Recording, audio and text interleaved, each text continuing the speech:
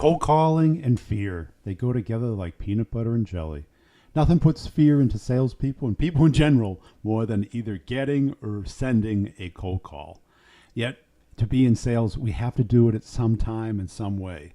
And here's a way of taking the fear out of cold calling.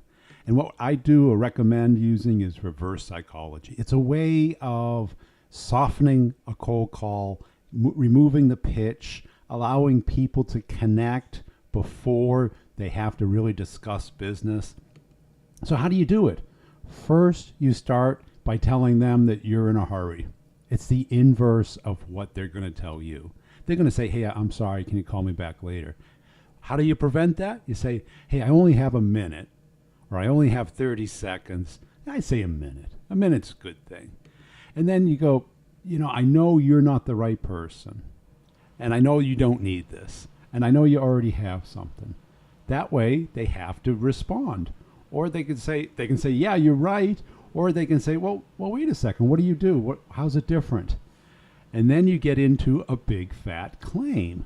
Whatever it is that's the outcome of your product. So you now have them. They know you're not going to take up time because you told them you don't have time. You told them you're not going to give them a pitch because you told them that they're not a qualified prospect. And then they're going to kind of flip it on, tell me what you do. You come up with a big fat claim. You reduce this, you increase that, you expedite this, you're half the price, you're twice the value, 10 times faster, whatever it is in your business. And then you reiterate that they're not the right person, but maybe they do know somebody who this would fit for. So here they pretty much self-qualify that if there is interest, they will express it, and then you can discuss it. Fantastic.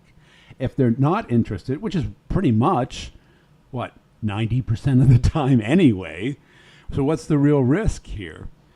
Ask to be pointed in the right direction, either somebody else within the company or somebody else that they know. Here, you're not threatening, you're not pitching, you're not getting rejected, you're having a very quick, concise conversation and getting to the point. You only have a minute, you know they're not interested, you explain what you do in a big, fat, exciting claim, and then you ask to be pointed in the right direction. Give it a try. There's a lot less fear doing it this way. If this makes sense for what you're doing, check out the podcast, The Brutal Truth About Sales and Selling on iTunes.